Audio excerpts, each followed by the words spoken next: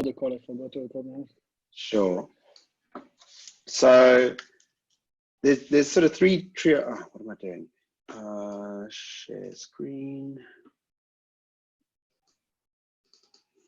So there's three triage dashboards that we use. This is the first of them. And this is kind of a new one. It hasn't really gained traction, but I like its simplicity. So it's basically like the key services, like, you know, the web, API, Git, like the stuff that users interact with, and like the health of it. And these are our 4 key metrics for each of those services. So it's very simple. I find it quite quick to just take a look at it at one glance. The one that the ops team use, probably be a bit unpopular for saying this, but I think this is a bit legacy. But that's my take on it. This is the de facto one. Like if you're in one of the reliability teams, this is what you look at every day. I think, you know, I don't think you guys need to kind of recreate this. There's so much stuff on here. Mm-hmm. I don't know how much of it's genuinely used. So there's that one. And then there's this one, which is not great either, I'll be honest. This one I created. And it's a bit noisy, but what it is that it shows all of the key metrics bundled together. So it shows all of the AppDex scores for all of the services. So if one service is behaving badly, it'll be down below everything else. And so you can see here, normally everything should be at 100% for the AppDex score. And you can see here that some things are sort of down there. And then we actually use, do you know what Z scores are? No. It's basically, it's standard deviation, right? So if we look and we say like, the standard deviation of this metric is X, like it, you know, we kind of expect it to move within this range, then how many standard deviations away from its median value is it? Okay. And that's just called a Z score. It's like a stats thing. And what's quite nice is that you can kind of, you know, 6 sigma is a classic, like, is 6 standard deviations away from the mean, which is actually kind of impossible because nothing is really, like, that's a very, very rare sort of event. But obviously you need normalized data, Gaussian data to do that. But you can see here, so we measure the Z scores. I mean, I'll be honest, I don't know. This dashboard hasn't been a great success. So I would say it's between this one, which has got a lot of stuff that you don't need to recreate. And then maybe like if you just, you know, kind of creating something like the general public splash screen, I would say go with something like this, like a triage dashboard that people can take a look at. That just gives you like an overall view of the system. The other thing to kind of keep in mind or think about is, you know, we being this transparent company, we've got a public Grafana instance, sorry, dashboards.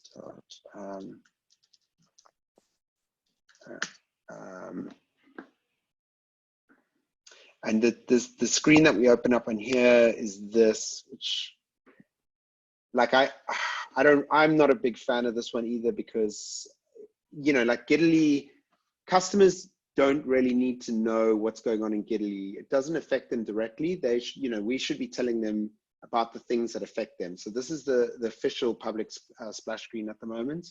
But the reason I'm showing it is because where we might get some traction is by building a dashboard for our customers, right? Because this is the one that, you know, customers can go to.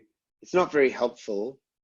You know, I would like to see them see this, but again, it's not amazing. But maybe we should be sending our users and our customers on GitLab.com to the dashboard that runs in GitLab.com. Something to think about, like maybe a sort of slightly medium-term plan, but you know, that's pretty good dogfooding. Yeah, I think it makes sense. Yeah, once we'll get the dashboard to a reasonable, like a reasonable solution. That, I mean, there are a lot of gaps still, but once we will close some of those gaps and it will be reasonable, we can definitely expose this to the user. I agree. So I think this dashboard is a good test case. We'll probably discover more things. So can you Slack me this one, and I will add it to the issue, and we can try to clone it. Yeah. Now you can either clone it just with the YAML and just kind of, my personal take is try and use JSON it, because you know, these are just repeating, right? So this is exactly the same as this, but with a different, slightly different query. So you can generate this, you know, in JSON it as well. But the thing is, we cannot, it might be less. We cannot put four charts in a single. In a row. Okay. Yeah, which is how many? Which is, is it two. Fixed at 2? 2, yeah. Yeah. So okay, in that case, if the two most important ones are latency and this latency updates and error ratios. This request per second is actually less important, like, because the thing that affects users is not how many requests we're dealing with, but like how slow their requests are and how many errors they're seeing. Right. So if you were to do a 2 by 2, I would say it's these two columns here. A good enhancement is to have the flexibility to add more than 2 in a row, regardless. I think. Yeah. Cool. Okay, we should definitely do that. Yeah, because that would be, I mean, something else to think about. Like, I would really like, so all of this stuff is specific to GitLab.com. Like, I think this was the first conversation I had with Clement about this, was, you know, we don't have this in the product. And I have kind of been like building this stuff in a way that we can take it and move it into the product at some point. And JSON is very much part of that, because with JSON we can recompose the queries so that they work in the application as well.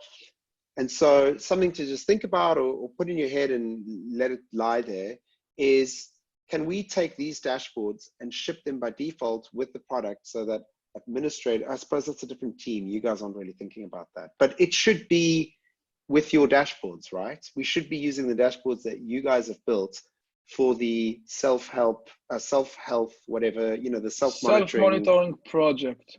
Yeah. And that would be the same dashboard. It would be like aptX and error ratios for the same, you know, it would be the same dashboard if we got it right. We can do that. So the query behind that is, you're querying the same metrics. But in the product, it doesn't exist at the moment. So we need to do a lot of work. Well, not a lot, but some work to take the measurements that we take to make those lines. You know, that's kind of the iceberg under the water. We need to expose those metrics. Yeah, basically. and that's in GitLab. That's a work. Exactly, and that's some work. And then once we've got that, then the self-monitoring guys will want to visualize that, and to visualize it, they should be using the public triage dashboard that you build now. Yeah, maybe think about it. Yeah, I mean, I just had a conversation with on the self-monitoring project. Regardless, I think that, you know, to some extent, external users, not GitLabbers, can expose metrics in GitLab by themselves if they have the knowledge. Maybe we can provide them with the guidance on how to do it once, and then they can expose any metrics that they want. Yeah, but that's a different conversation, but it's a good idea. Yeah, I mean, what I'm planning on doing kind of like outside of that is, a lot of people have come to me at conferences and stuff and said, like, very few people take what they do with dashboards and also with Prometheus queries and put it online. And loads of people have come to me and said, your runbooks repository where all of this stuff is kept is like, it's kind of like the go-to, like, I don't understand how to do this. And they come in, they look at our thing. And also for people monitoring their GitLab instances, like more advanced users like Boeing or Intel, or, you know, when they'll go and look at what we're doing on GitLab.com and copy it. And so the first thing that I'm going to do is I'm going to take that stuff and I'm going to use the JSONets to generate a bunch of files that those power users can install into their Prometheus and into their Grafana to get all these dashboards, right? Like all like really nice ones. Exactly. And then maybe as a future step, we can actually put it in the product, but that'll be like the first step in that direction. Yeah. The first step is, this is the query. Go expose the metrics, and then you can do that. As you said, the power user should be able to do that. Agreed. Yeah. That's a good idea. Okay, the next thing is, we discussed also the Slackline application. Oh yeah. Which we know that it is, from what we understood is that it is printing like the URL of the Grafana dashboard. And the question is, can we change it to print also the GitLab link for the chart, the link for the GitLab dashboard instead of the Grafana one? We can totally do that. Like if someone, it's Node.js. So, and the reason it's Node.js is because it's built in Google Cloud Functions. And when that came out, the only language it supported was Node.js. And I happen to be, I do a lot of stuff in Node.js. So I was like, oh, well, I'll have to use this. But if someone in the team submits a merge request, assign it to myself or Amar. Amar's kind of taking over that project to some degree. And I'll just put a link to his, I just pinged you with his handle in there. Okay. And if they can, you're welcome to send a merge request. Do you know where the Slackline project is kept? No, if you can send us the information, we can make sure someone from the team will pick it up. Yeah. So, just send a merge request there. It's a pretty straightforward application. Okay. We can't, so at the moment, it's actually not working very well because of a bug in Grafana, but we used to generate the embedded dashboard, like an image of the dashboard. That was an image that we'd put into the Slack message. And I found that incredibly helpful. No, we can't do that anymore because, we wouldn't be able to do it with the GitLab dashboards, because what Grafana does is it basically renders, when you make a request to that PNG file, in the background, Grafana loads up a headless browser. It's a horrible hack, but it works. They load up a headless browser. Yeah, and then they go to the web page, they navigate, they take a picture of the panel, and then they turn that into a PNG file. And obviously, you guys aren't going to have that with your dashboards, but it's probably fine. Like, we don't need that. And getting involved with headless browsers is a bit of a pain. We don't want to be shipping that as part of the product.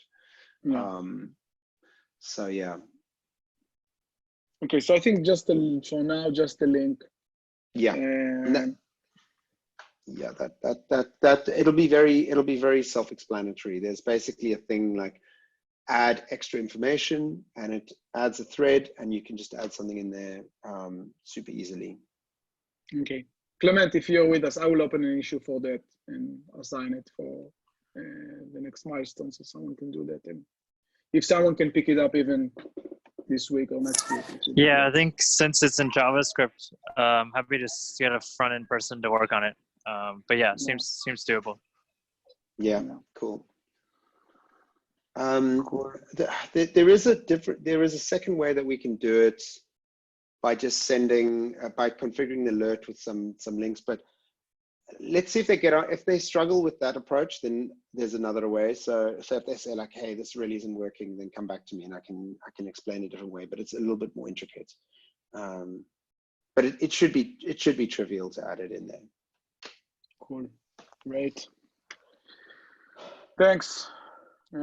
Actually, sorry, I've just thought about it. There's a much better way that they should be doing it. And this is the proper dog fooding way. Sorry to throw this at you. Like, there's a thing called the service catalog.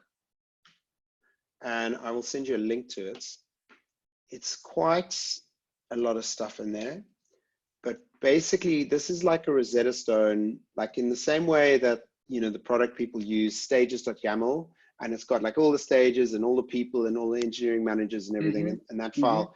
So we've got this thing called service catalog, and it's like all the services, and then like all the dashboards and all the links and all the queries and all the people for services, right? And when we make a change, we add it in here. What I'd much rather you guys did was that you added a new attribute in there that is GitLab dashboard URL or something like that. And we added it for each of the projects. And then what Slackline does is it actually, it will consume the service catalog YAML file, right? So it takes information out of there. And so instead of directly hard coding the GitLab dashboard in, because the Slackline is quite generic, we get it to read the GitLab dashboards page out. And it's one more link between infrastructure and what you guys are doing, because it's now we have a link in the service catalog for our GitLab dashboard. Okay, and is it also self-explanatory or? Yeah, I mean, if you look in this file, did you see the link that I sent you? Sorry, let me just add, I'm on the wrong. So like in here, you'll see there's a thing. If you just look for primary Grafana dashboard, right? Okay. And so wherever we see this primary Grafana dashboard, we just add, I don't know, primary GitLab dashboard, right? Underneath this, and we have like a link to the GitLab dashboard. And then in Slackline, you'll do the same thing. You'll find where we consume primary Grafana dashboard, and you'll just add another attribute for, you know, emitting a button or whatever in the Slack UI for primary GitLab dashboard. Gotcha. Okay. Yeah, I think it makes sense. Yeah. And Amar's another, he's also like he's pretty in on the whole service catalog thing, so he'll be a good person to speak to about that as well. I mean, I am as well, but the two of us. Okay, that's good. Awesome. Great. I think we're at time, even a bit over time, I would say. But thanks for jumping. Excellent. With this incident that you have in the background. So happy we're able to. Cool. Have a good day. Okay. Bye-bye. Bye.